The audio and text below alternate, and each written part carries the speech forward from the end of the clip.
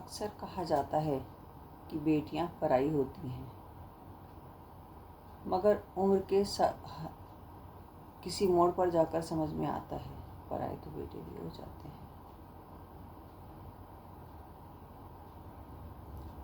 लेकिन बेटियां विदा होकर दूर जाती हैं, मगर बेटे जिम्मेदारियों के चलते और अपने करियर बनाने के चलते दूर हो जाते हैं।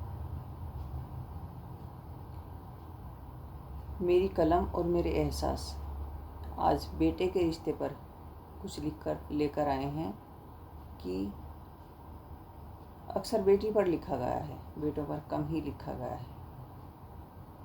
लेकिन माँ के लिए तो दोनों संतान उतनी ही प्यारी होती हैं। अगर आपको कहीं भी लगे कि मेरी रचना से आप कनेक्ट हुए हैं तो बताइएगा। अब सुनिए मेरे एहसास।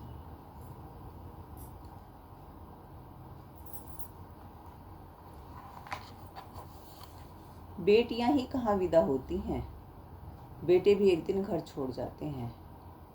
माँ की डांट खाकर कल तक जो आंगन में शोर मचाते फिरते थे, माँ की डांट खाकर भी मुस्कुरा देते थे। पिता से छुपकर माँ से पैसे लेते थे। वही बेटे एक दिन नौकरी, जिम्मेदारियों और सपनों की खातिर दूर शहरों में चले जाते हैं। अक्सर कहा जाता है बेटी तो पराई है, एक दिन चली जाएगी, बेटा ही घर में रहेगा। मगर किसे पता था जिम्मेदारियां बेटों को भी पराया कर देती हैं। जो काम बेटियों को कभी नहीं करने दिए गए, वह सभी काम बेटों के हिस्से में आए। किराया, नौकरी, संघर्ष और अकेले फैसले लेना, भीतर से टूटकर भी खुद को मजबूत बनाए रखना। धीरे धीरे माँ की गोद से निकलकर वो दुनिया के आदमी बन जाते हैं। मगर सच कहूँ, बेटे कभी दूर नहीं होते, बस मजबूर हो जाते हैं। माँ आज भी उनकी पसंद का खाना बनाती याद रखती है और पिता फ़ोन पर बस इतना पूछते हैं, खाना खा लिया या नहीं, क्योंकि उन्हें पता होता है बेटा हाँ कह देगा, चाहे खाया हो या नहीं। तरक्की की कीमत अक्सर दूरियां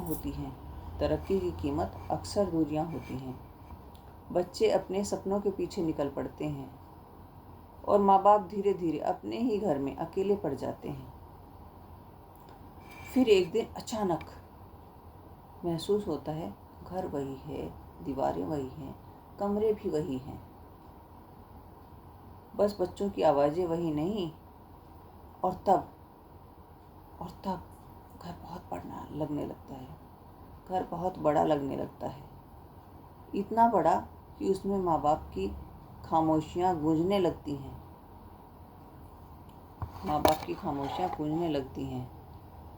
माँ की ममता कभी कम नहीं होती, बस इंतजार करना सीख जाती है। अगर आपके घर में भी माँ बाप हैं तो समय रहते उनसे बात कर लीजिए। समय का इंतजार मत कीजिए, क्योंकि समय कभी किसी का इंतजार नहीं करता। अगर आपने मेरे एहसास को जरा सा भी कनेक्ट किया है तो please like, share and comment कीजिएगा और मेरे चैनल को सब्सक्राइब भी कीजिएगा। नमस्कार, धन्यवाद।